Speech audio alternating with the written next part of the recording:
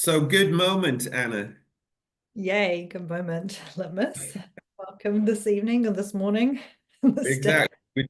We were just saying like it's the rising for me and it's the evening for you and but we're in actually the same moment. So yeah, good moment. That kind of works when you're on different sides of the planet, right? It does, because it's dark now and you've got the sun streaming in the windows. It's a little different. It's just coming up this way, so behind my flag here. So that's a shame actually, because it's stopping the sort of red color on the Yes, bottom. clearing it out a little bit.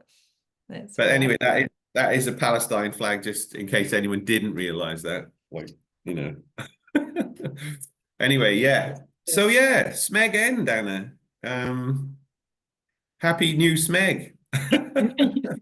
Well, I have to be honest, until about 2 days ago, I didn't actually know what Smeg meant.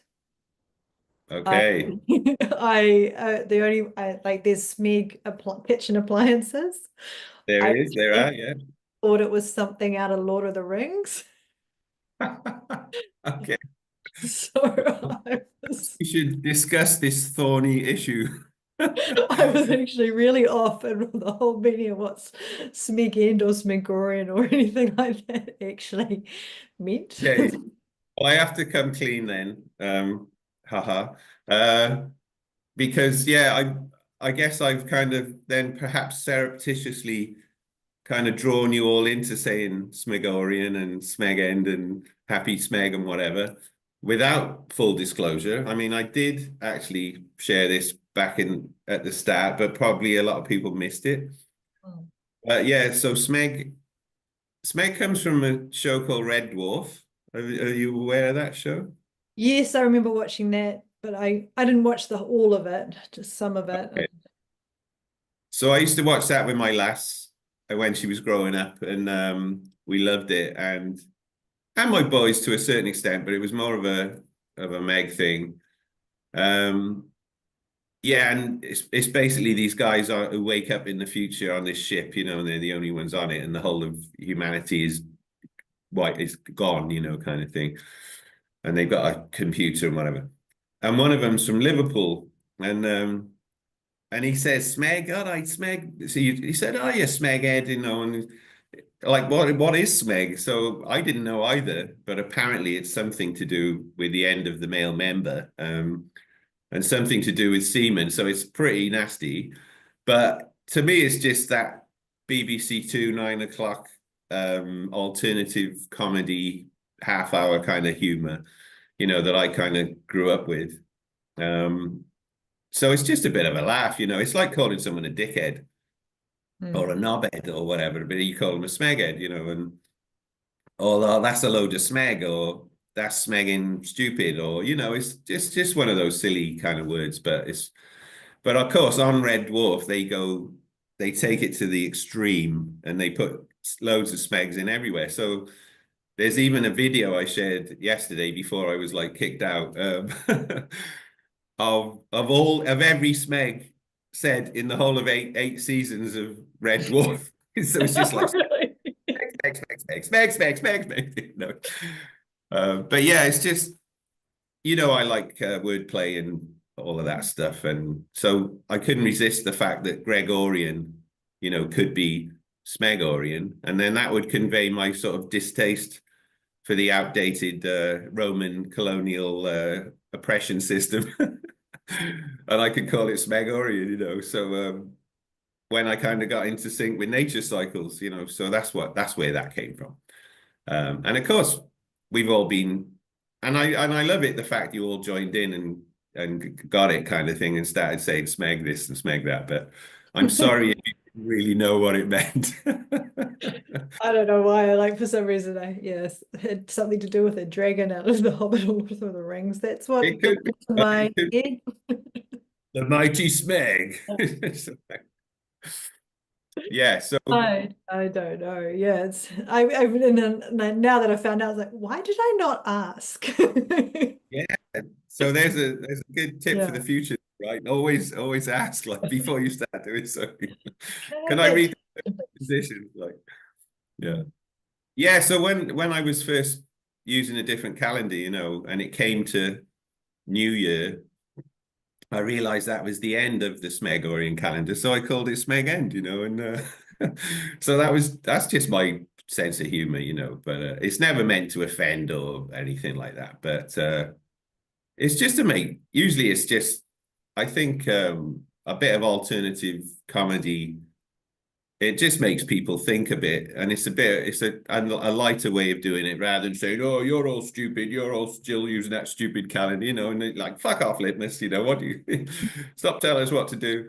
So yeah, that's all it is, you know. So, but of course, it is an interesting time of the cycle because Mm. from my perspective, a lot of us, and I used to do it, we're all just kind of going along with the social thing we've always done since we were kids, and we don't really think about, you know, we don't ask what does Smeg mean, you know, we don't think about why are we doing that and what does it actually mean and does it make sense or any of that, you know. So yeah, and of course, I guess from a Western colonies kind of perspective, we think that this is the majority of the world, you know, do this and it's New Year for everyone. And of course, it's just not, you know. And actually, way more people use other calendars which are in sync with the cycles that aren't Roman, you know, Gregorian ones. So it's it's kind of a self-reference criteria, you know, as we'd call it in marketing.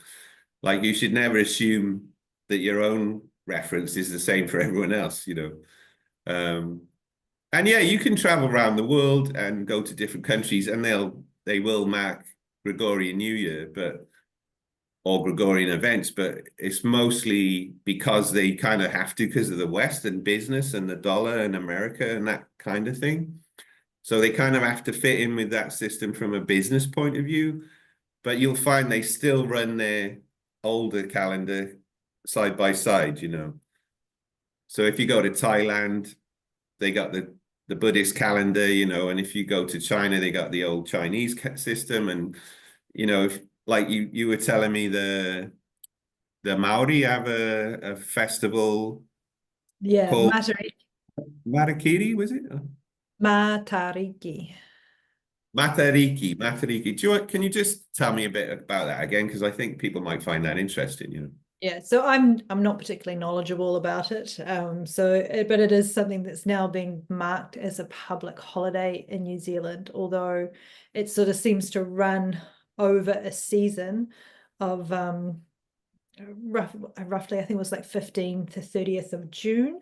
And in general, it is a celebration for when the Pleiades, the Seven Sisters, begin to be seen in the sky of the Southern Hemisphere. They start rising in this hemisphere and can be seen in New Zealand.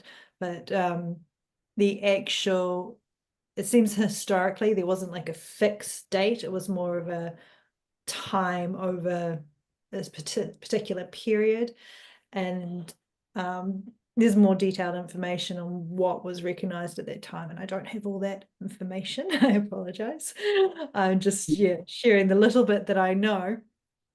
And so yeah, different tribes may have done it celebrated at different times to others, but it does seem to be a relative consensus that it was something celebrated throughout the country to mark the beginning of the year. And that sort of, which was for us in June, that's midwinter. So it was sort of co-aligned as well, roughly with that solstice time. But it doesn't seem to be specific to the solstice. It was more in connection to the Pleiades, which are called Matariki down here. Matariki, yeah, it's really cool. So there you go. I mean, it's good to have chats with people, right? Because I didn't know anything about that. And I thought I'd kind of researched all the calendars they were in the world, you know. There's like 46 at least different ones still actively used in the world, you know, but I didn't know about that one. So that's great. That's a new bit of knowledge for me. And it makes sense if you're in the Southern Hemisphere that you're going to mark. I mean, in the Northern Hemisphere, we have the winter solstice kind of, okay, well, that's the bottom of the cycle of light. And now the light cycle is going to start going up. So if you were going to have a new year, it would make sense to at least do it then, you know, on the solstice. but wherever we are in the world, it's the Capricorn solstice, right? It's just that for you, the Capricorn solstice is your summer solstice, and for us, it's our winter solstice. So it's interesting for me that the Maori, are actually their New Year period is going over the Cancer solstice, which for you is the end and the start of the cycle of light, you know? Yeah, because I find it interesting, like even some discussions around it of when is like the beginning of the year? Because some people are like, well, spring feels like the beginning of the year, but it's interesting because like in that darkness of winter, sort of that's the peak period of dark around the solstice. So you've got those longest days, and that begins to, slowly go down as more light rises. But it's interesting that that's sort of marked as a new year period in quite a few cultures by the looks of it, from what I understand as well. That, yeah, because it's that time of rebirth, because we actually get born out of the darkness. So like spring, the beginning of spring is not really that time of rebirth. It's sort of in midwinter. No, actually, but I know what you're saying, and it is the start of the rebirth period, yeah. But if you follow the Jesus myth, that with Jesus as a sun symbol, yeah, he's born around the solstice.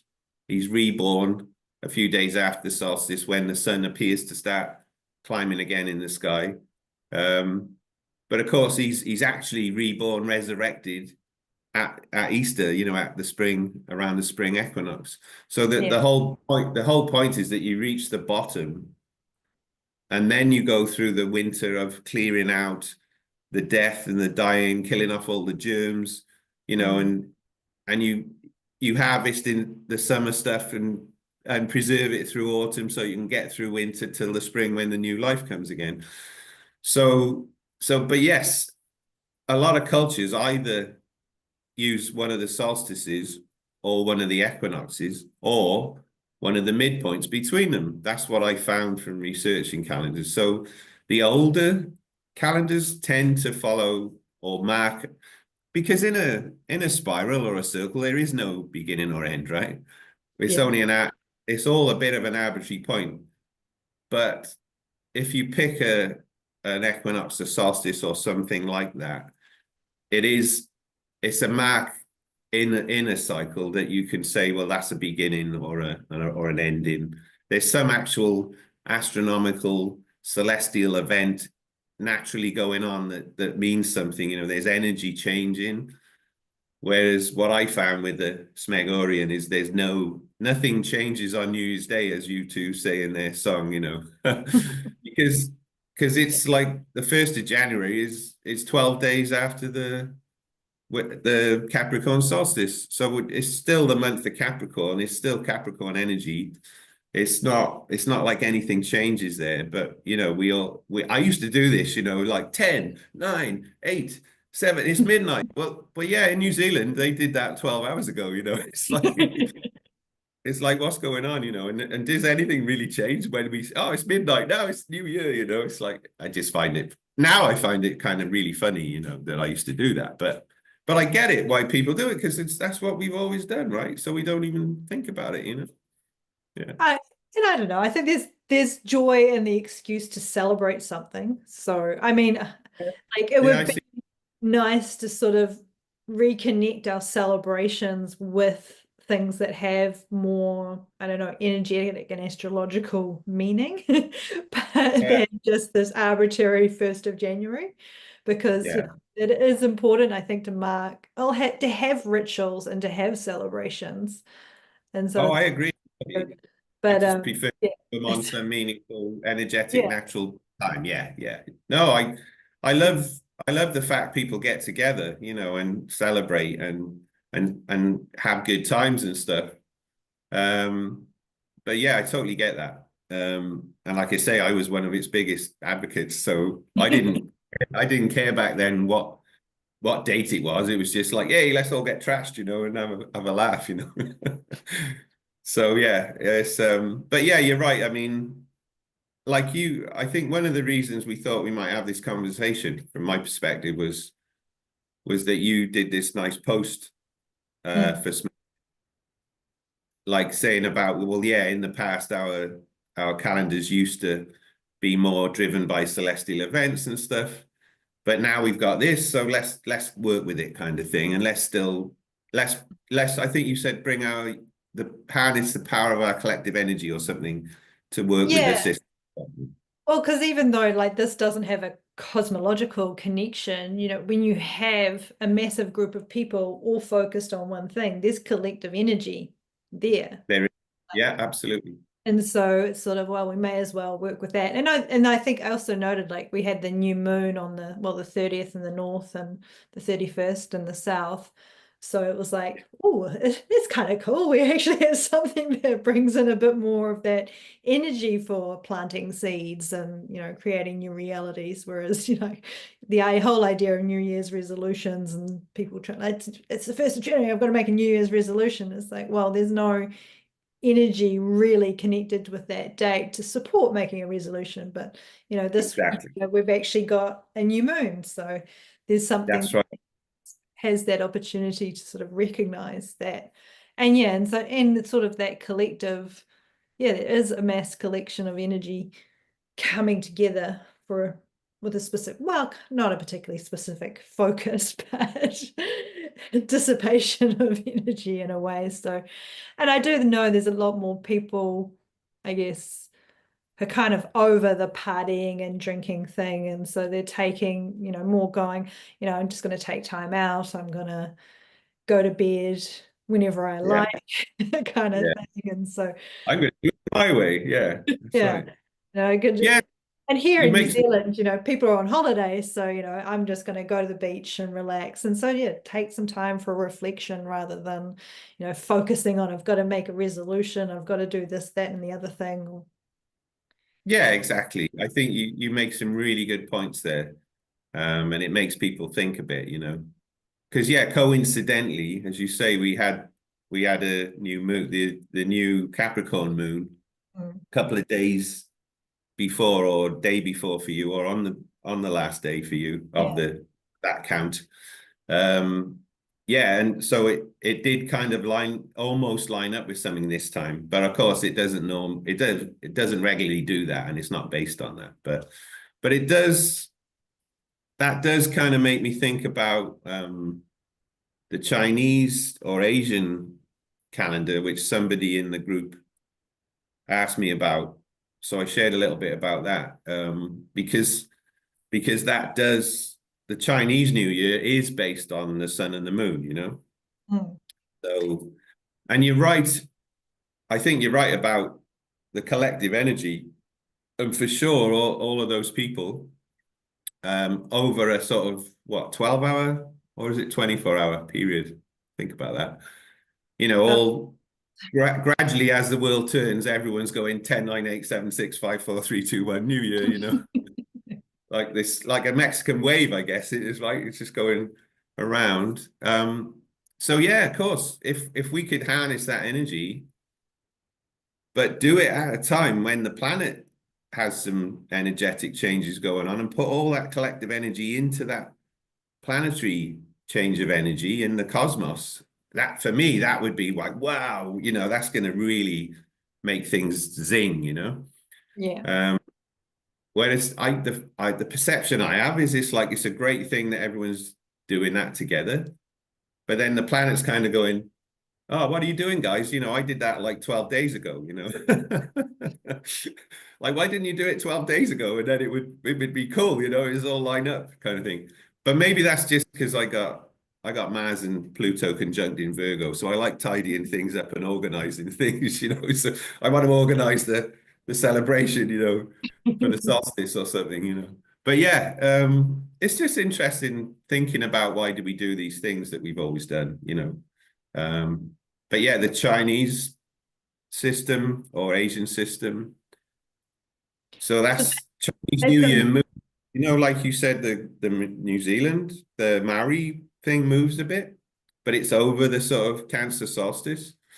But it depends. They have a whole period, and the solstice happens to fall in that period when the Pleiades are rising in the southern hemisphere. But they do that, the same thing with the Chinese New Year. You know, it runs from the Aquarius new moon to the full moon in Leo, 15 days later. Okay. So it's always that 15-day period, but that moves depending on the lunar cycle. Mm. And they pick that new moon because they want it when the sun is at 335 degrees of ecliptic longitude, which it means the middle of Aquarius. So because that's the start of spring of light. So the light over the spring of light from mid-Aquarius to mid-Taurus, that's the time when the light increases most in the northern hemisphere and decreases most in the southern hemisphere. So because China's in the northern hemisphere, they say, well, that's the start of our spring when the light's going to really start going up big time. So that's when we mark our new year. But we're going to do it recognizing the importance of the moon as well, because it's really big and close to us energetically. We're going to mark it on the moon that falls over that period. And that's why it moves, because the lunar cycle moves by 11 days every year, you know. Yeah. So yeah.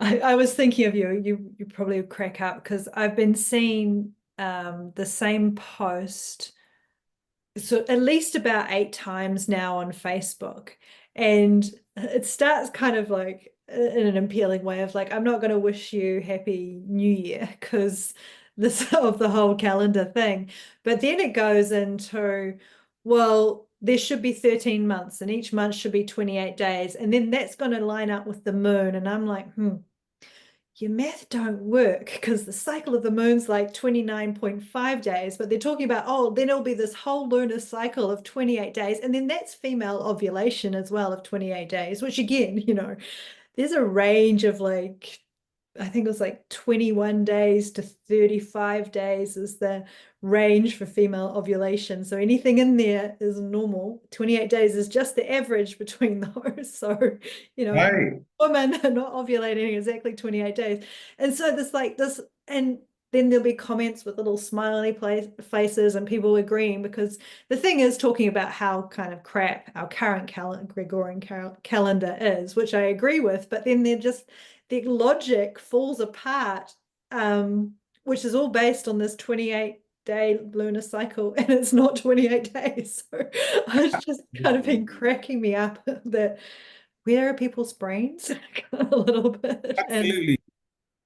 And I'm really glad you brought that up, not me. Because that's one of my like, you know, it's like, well, you're starting off with a good thing. Because yeah, that's why I call it Smegorian, because it's not very good, right? It's not a good calendar. It's a complete Kali Yuga kind of cock up, as I call it. But yeah, you're right. You know, this whole 28-day 13 moon thing, that's a load of bullshit as well, because as you rightly say, the lunar cycle isn't 28 days and never has been, you know. Yeah, and it So doesn't fit into a solar year. right, like you can't use the moon to measure a year, because a year is by definition one loop around the sun. So it's based on the sun, right? And moons don't fit into suns, you know, it takes 19 years for the moon and the sun from a starting point to then realign again at the same point, you know. 19 years. So you can have a lunar calendar to measure months, and you have a solar calendar to measure years, but you can't have a lunar calendar to measure years. It doesn't make sense. It's like trying to have a solar calendar to measure months, you know. It's like, yeah. So which is why I was like interested in how the Chinese do it and marrying up. Well, obviously they've got the solar, then they bring in the moon, and because that's a significant part of their calendar, and then other astrological events, I believe, are significant in their calendar as well. That's right. Yeah, absolutely. And the reason they have one animal for a whole year is because it's linked to the Jupiter cycle being the biggest planet. And Jupiter takes 12 years.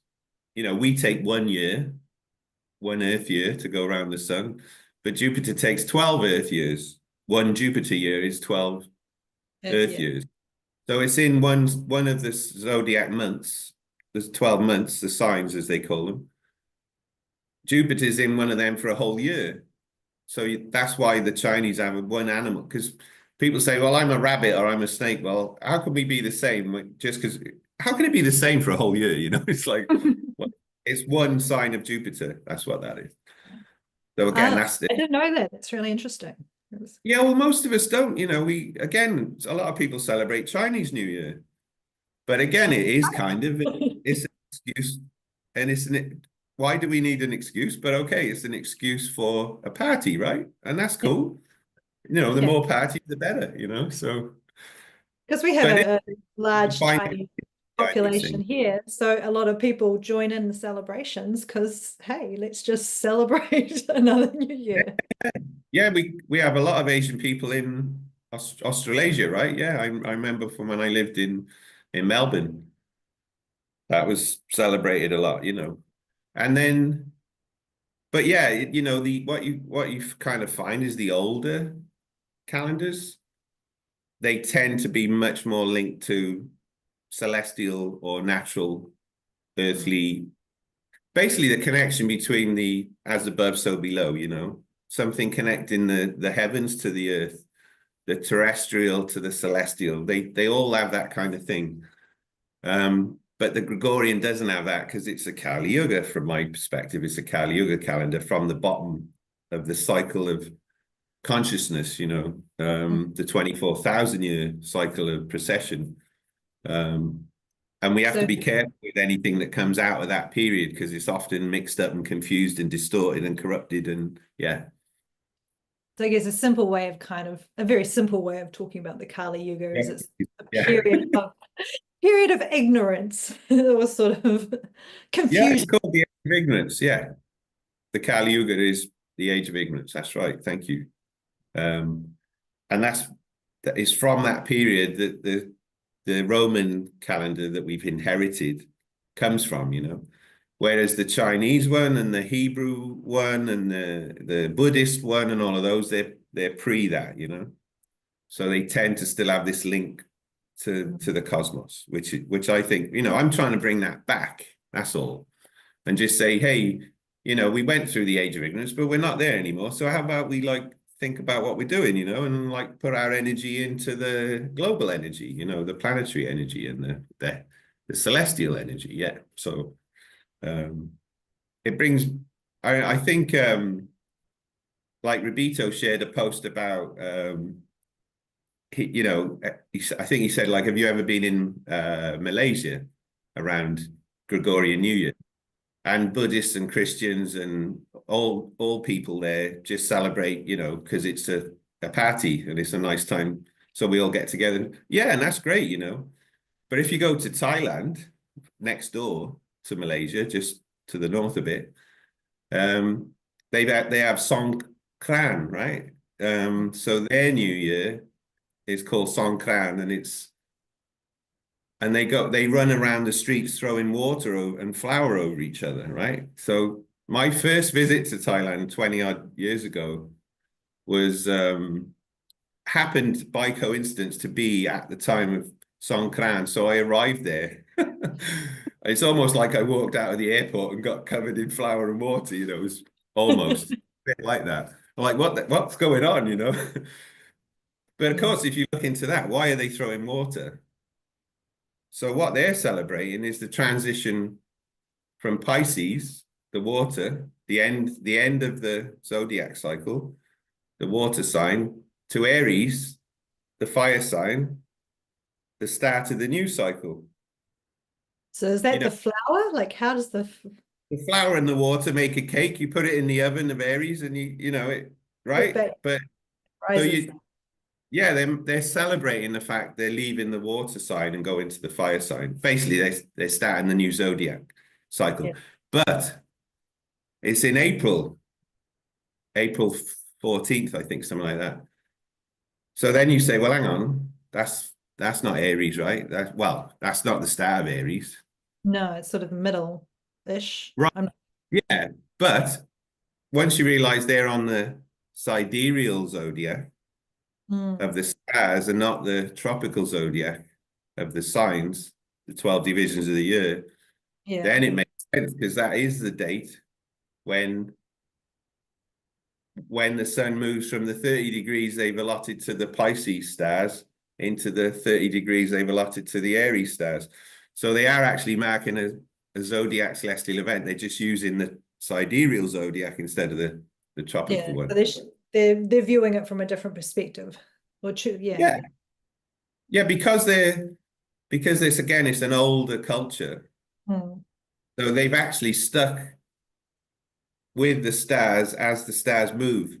Because, you probably remember from the Great Year Workshop, the sidereal zodiac slowly, like about 1 degree every 72 years, moves around the tropical zodiac, right? Yeah. Yeah, but the tropical zodiac is like our calendar. It's like our calendar for the whole world, and then that moves against the stars. But because they're older, they've stuck with going with the stars, yeah. So they keep moving their calendar with the stars. Whereas in the West, we've stopped following the stars and we stick to the tropical zodiac, which is actually the one that's moving, right? Because we're moving, the Earth is moving. The stars are more We're moving with it, and they're sticking with the going up. Yeah, so it's interesting. I mean, Alan Oken talks about this in his astrology book, his complete astrology book. Right in the start, he talks about precession and why the things don't line up. And he says it's interesting that the older cultures haven't moved. They've stayed with the stars. But the West, in this modern, fast, capitalist, up and atom kind of make more money, like no time, meetings, they moved to the one that's moving, which appears to be the fixed one to us. Do you know what I'm saying? So it can get very confusing. Yeah, but it does. If you go to Thailand, that's what they do. Now if you go on Wikipedia, it doesn't say, it'll say some Gregorian dates for it, because that's what people understand when they're looking from a Western perspective in English. But actually, if you dig down a little bit, you will see that it says it's going from Pisces to Aries. So then it makes sense, then it makes sense. So yeah, and that's what I found. All of these older systems still have ends and beginnings marked at some point based on the moon or the sun or the zodiac.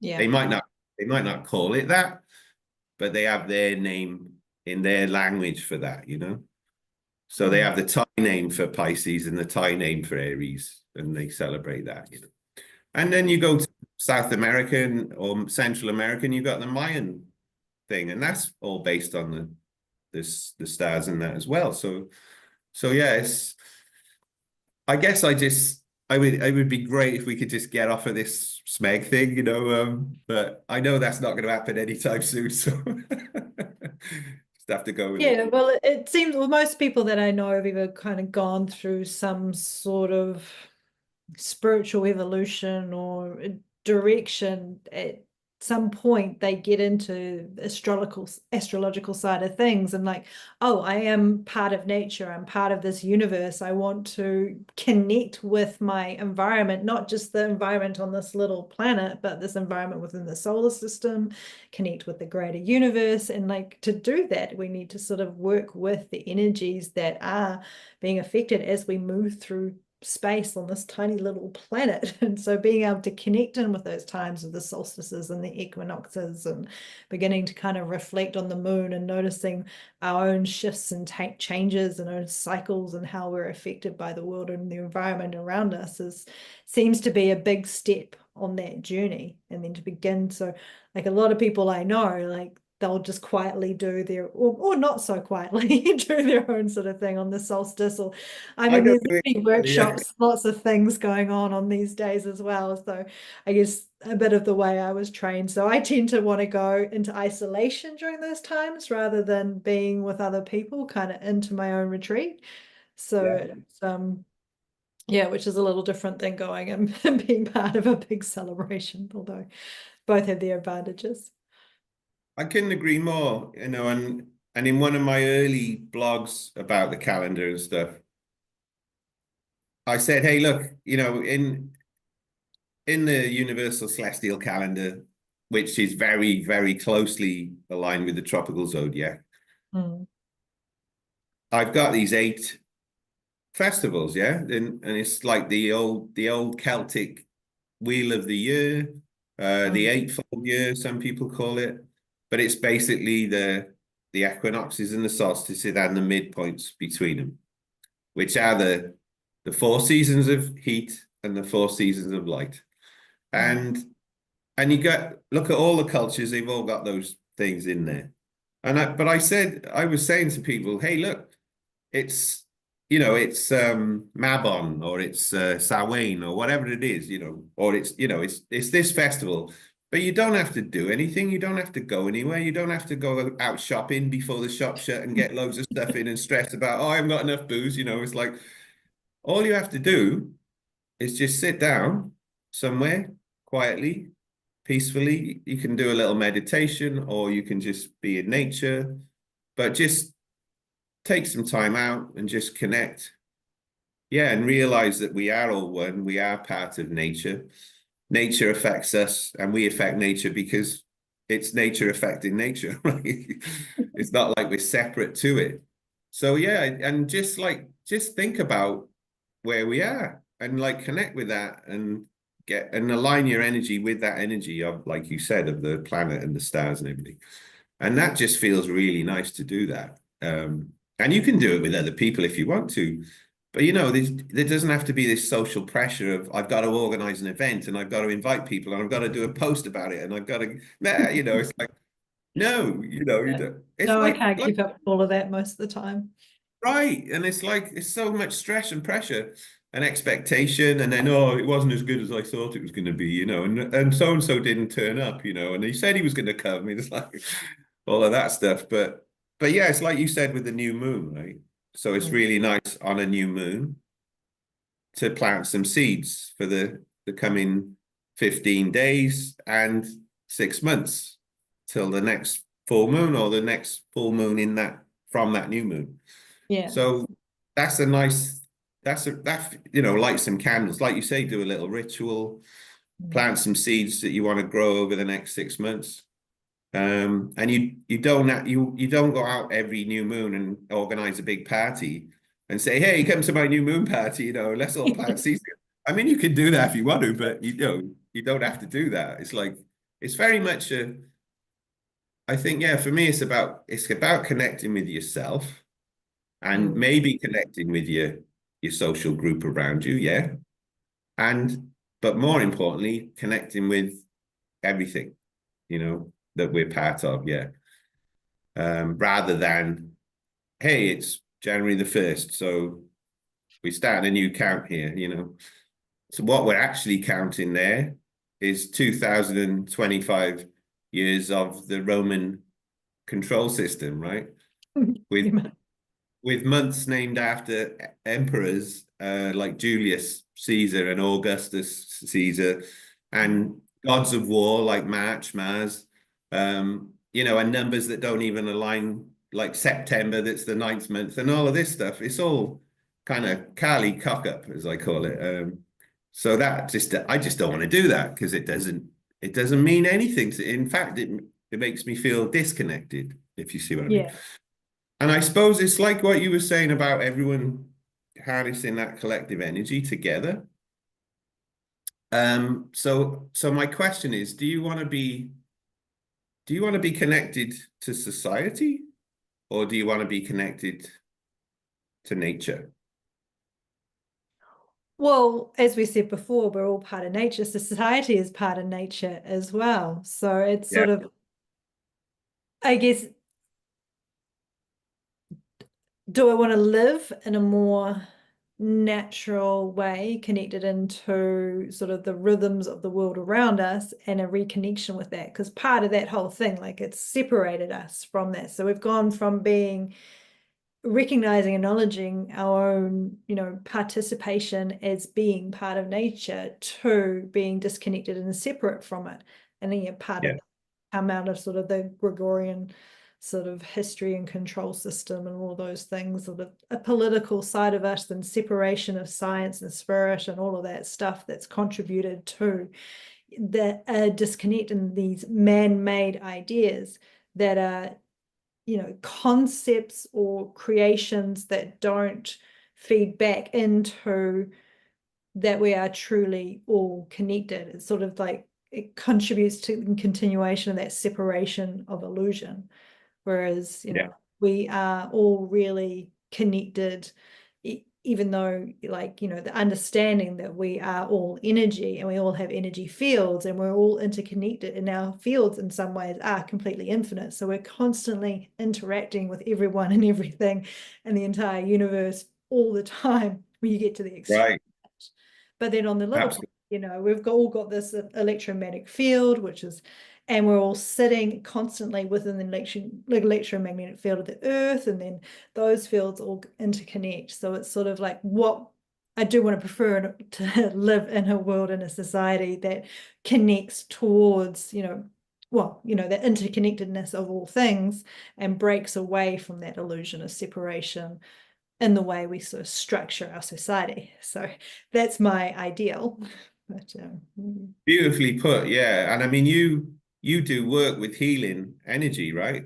yeah, energy work. So I'm constantly working in the ethers, and I do most of my work by distance. So even though someone's separate by sometimes half a world away, there is still experiencing shifts and changes in the energy, because I'm not connecting to them physically. I'm connecting to them through that field of the earth.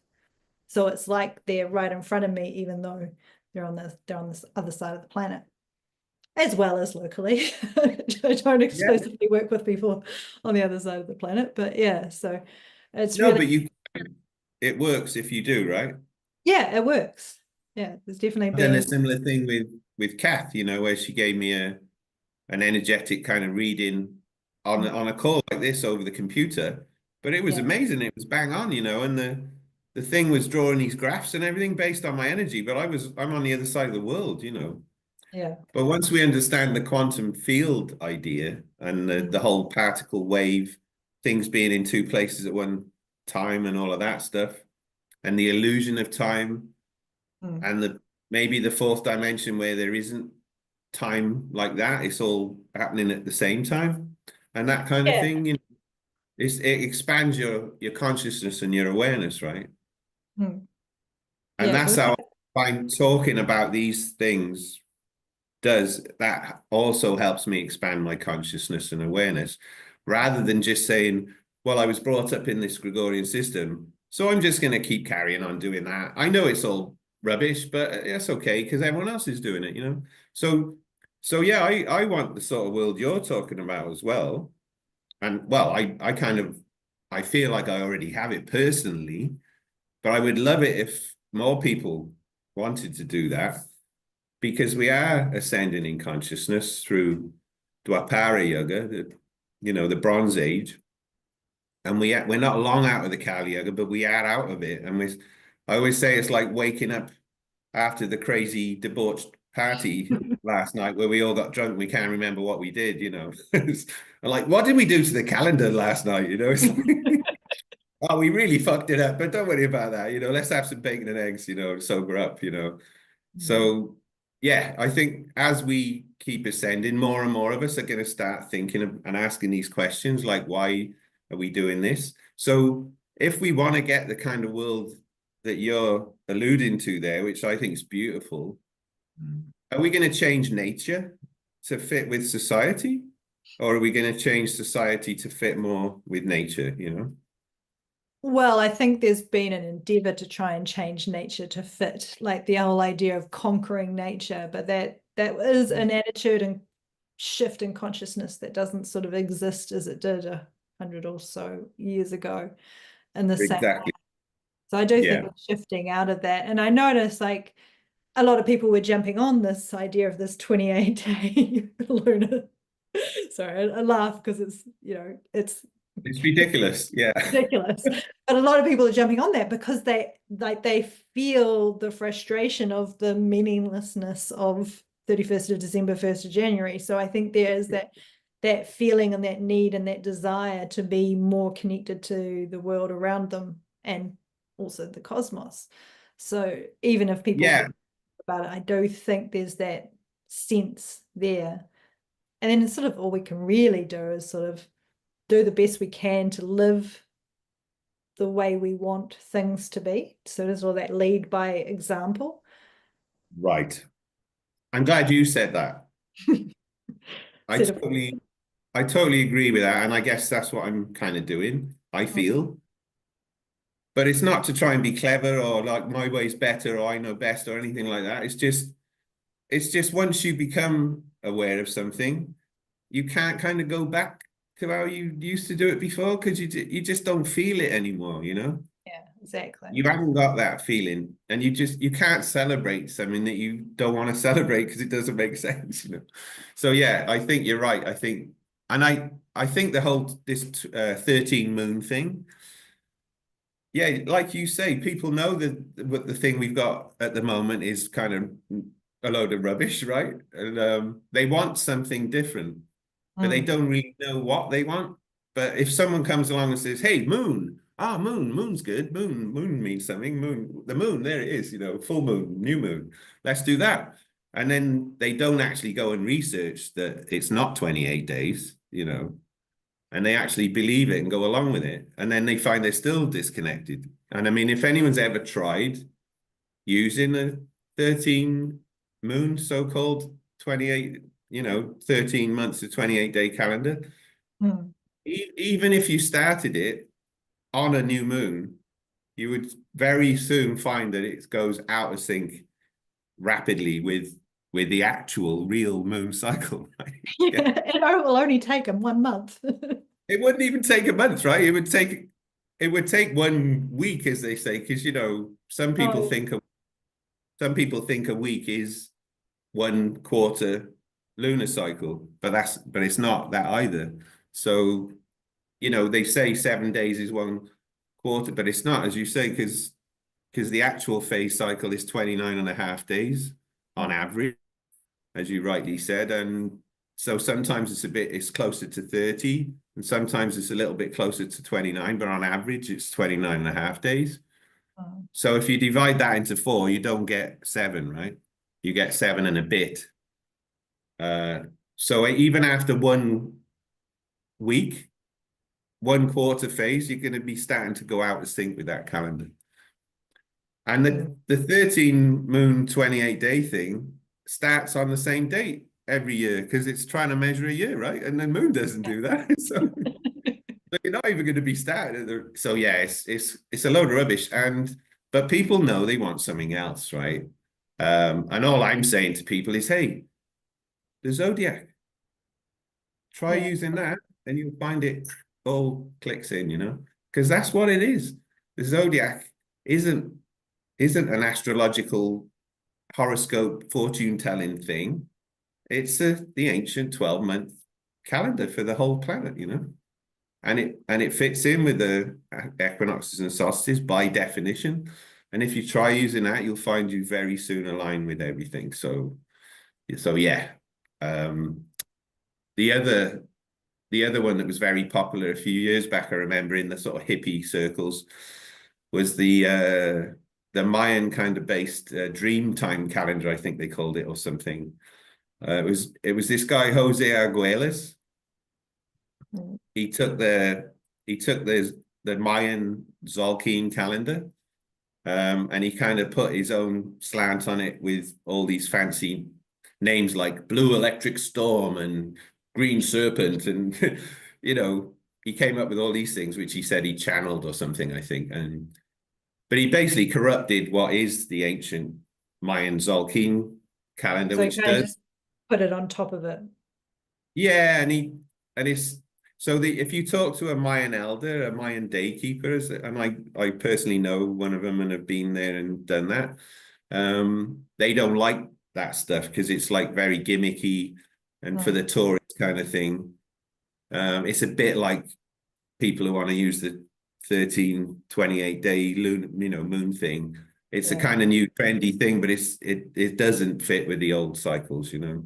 So, but a lot of people started saying, "Oh, what are you? I'm a blue electric storm," and all that thing. And I'm thinking, well, hang on, this isn't right either, guys. So yeah, I think in summary, we all know the thing we got isn't very good. and we want something better, but we're not really sure what we want, you know, because we're just woken up from the party, right? And we're still like sobering up a bit, you know, it's trying to, it's like, what day is it? You know, it's like, so yeah. But try the zodiac, guys. You'll never look back. And if people are interested, they can always check out the calendar you've created, the UCC Universal Celestial Calendar. I got that right. Yeah. UCC. Yeah, I mean, they can. I'd love that if they want to. If you go to ucc.zone, it'll or you can go to freemancalendar.net. It'll take you there and it'll introduce you to the ideas. But you know, you don't have to use my calendar. It's not really my calendar. It's like it's just something I rediscovered, I think.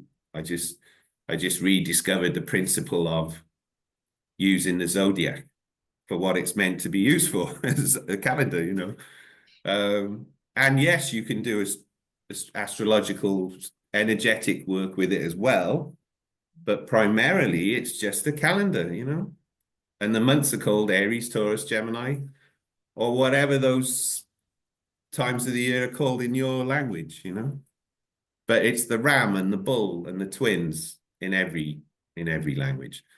So yeah, you don't have to use UCC, but please, I'd love it if you did. Give it a try. And you can, and I do calendars, personal calendars for people, and you can put all your own planets on there, and you can put your own houses on there, and all your moons and everything. It's great, you know. It's really cool. But if you just want to, I mean, number one, I would say just get off of the Smegorian calendar Well, as much much as we can, because you know we're kind of dictated to it. If we have to live, work, go to school, do a lot of those things, we're kind of a little. That's the thing, is we're sort of stuck in this construct in a way. But right. it's an opportunity to think that there are different ways of doing things in the future, Right. past as well, and Yeah, stimulate the mind, the imagination. exactly. So you don't have to use my calendar. You can use any calendar you like. But if you want to try something different, just try using something, even if you make it up yourself, great, why not? But just try something that aligns with something energetically in nature, you know. So it's like being trans, it's like transitioning from the old thing that we were all born into something else that fits better with your natural feelings as being part of nature, you know.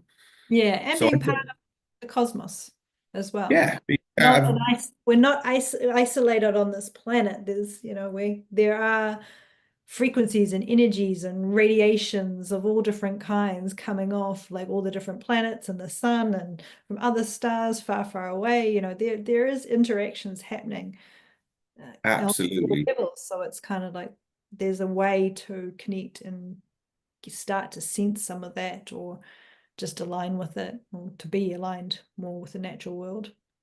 Exactly. And that's why, you know, our ancient ancestors who were higher up in consciousness that was descending.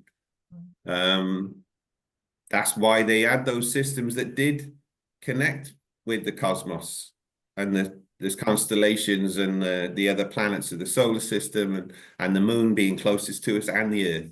So the whole thing, you know, that's why they had the tropical zodiac and the sidereal zodiac, and then the actual constellations and the great year and galactic center and all of that whole thing, you know, rather than this system that was made up by an empire that went around invading places, conquering them and telling them you're now part of our system. And why are we still doing that? You know, I don't want to be part of some Roman Empire thing, you know. They gave us, you know, it's like when I started Project Freeman, I used to have a Monty Python, well, I still there, I got a Monty Python sketch when it's talking about the common law and civil law and this kind of stuff. And it's like, you know, what did the Romans ever do for us? You know, it's this sketch from Life of Brian. Yeah. And, you know, they say, yeah, what did the Romans ever do for us? You know, and it's like, well, they did build the viaduct, Reg, you know, the fresh water. And And they did give us like heating and yeah, but apart from that, you know, what have they ever done for us? You know, and yeah, there were obviously some good things from the Roman Empire, Mm. a lot of which they inherited from previous empires like the Greeks and stuff. But they were basically about going around, you know, the whole of the Roman Empire thing is all during the Kali Yuga, the age of ignorance. The whole thing is all Kali Yuga. There's nothing from before Kali Yuga and nothing after. It's all age of ignorance. So naturally, it's about the material, it's about dominance, it's about power, it's about control, you know, it's about conquest and all of that stuff. And a lot of those people they conquered were kind of Celtic, much more indigenous, natural, nature-based people who followed the moon cycles and they did nature things. You know, I did the druids and, you know, working with trees and like tree ogam, tree calendars and all this kind of stuff and moon cycles. So, but then they had this Roman thing imposed upon them, you know. Yeah. And yeah, and of course, 2025 is a year number we got that was only decided upon in what is now 321 AD, right? At the Council of Nicaea, when the Romans actually officially adopted Christianity as their sort of dogma, their empire religion, and that's when the 7-day week was actually officially adopted as well. It's quite recent. It's not as old as people think. It was only 321. And then they said everyone's got to do that, you know. And they got the year 321 then by saying that Jesus was born here, so now the year is 321. But, you know, when they did that, it wasn't the year 321. It was like the year 492 of Augustus or whatever it was, you know. It was based on some Roman emperor thing or whatever. And then they retrospectively backdated it to that, you know. So what they call now CE, you know, we used to say AD and BC, but in maybe the last 10 or 20 years, it's been changed to CE, which is meant to mean common era. Yeah, so it's So they're very arrogantly saying that our Christian Roman thing is the common era for the whole planet, you know. So even though the Roman Empire only conquered the sort of area around the Mediterranean, through their systems they've left through the British and American dominance eras, they've actually conquered the whole planet. They've conquered the whole through the calendar, through their legal system and their money system and all of that stuff. And most of that has been imposed on the world. No one ever voted for that, you know.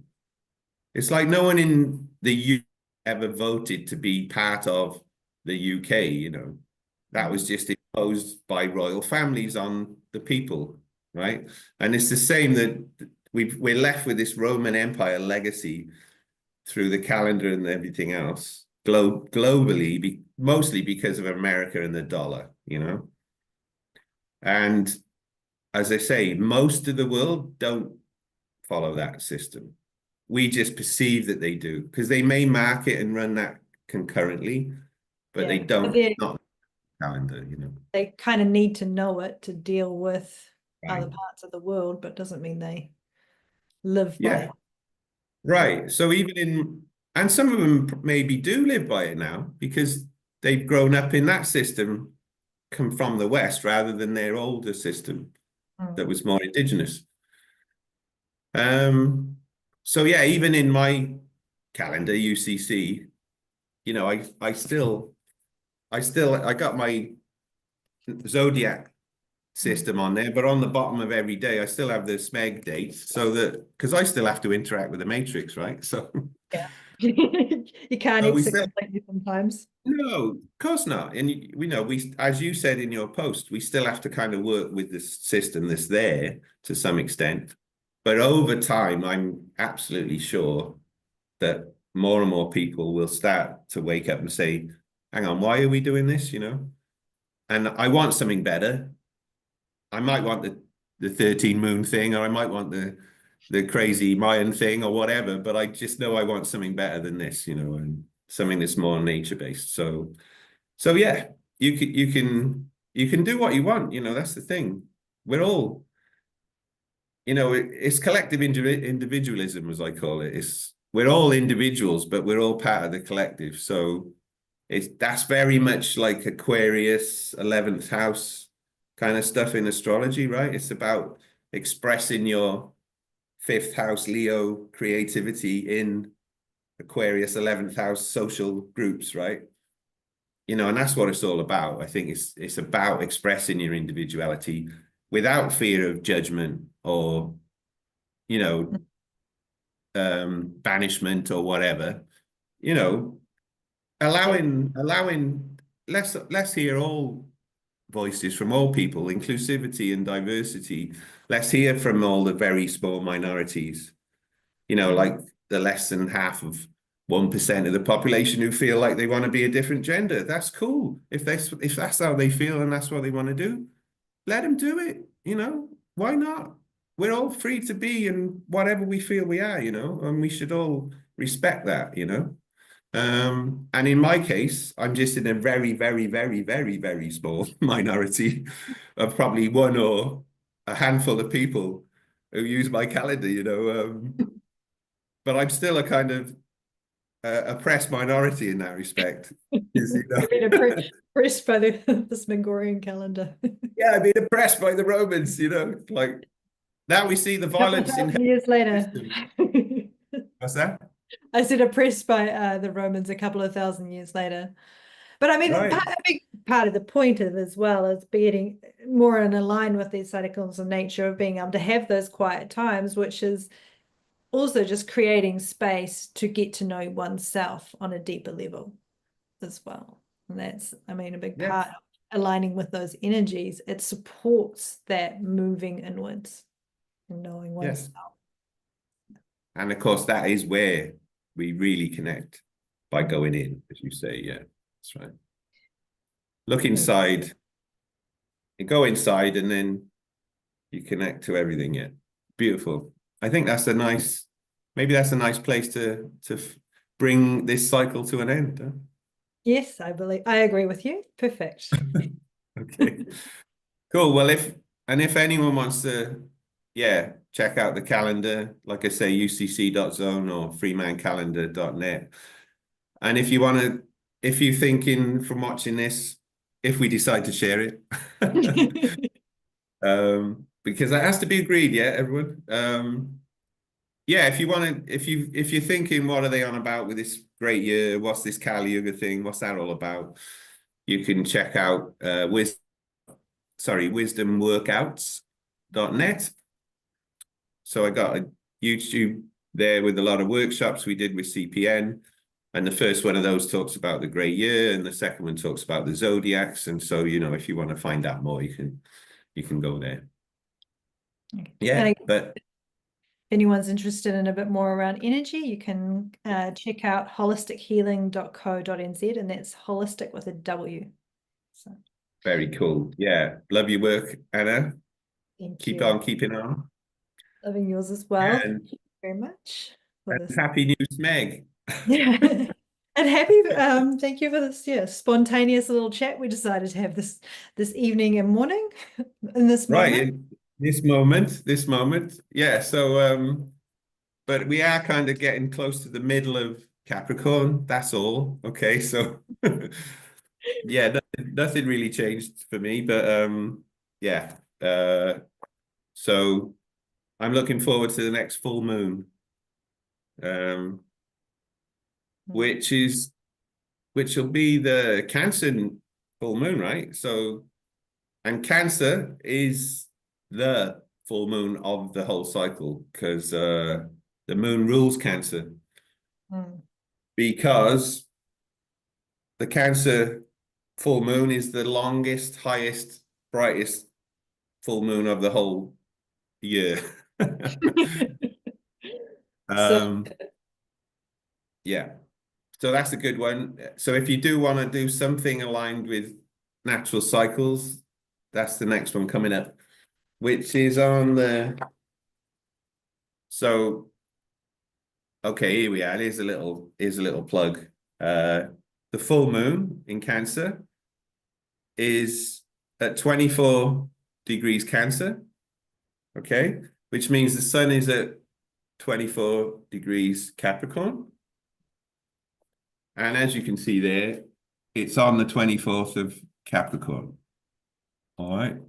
So here.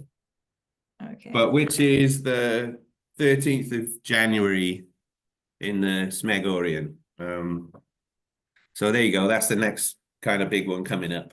And but yeah, it was a nice spontaneous little chat, and thank you for hosting, Anna, and it's always nice to chat. All right. Well, thank you for all of those that have managed to watch and stick with us and enjoyed our conversation. Feel free to send us any questions and queries. We'll be happy to answer those. Yeah. Peace, love, and freedom. Thank you.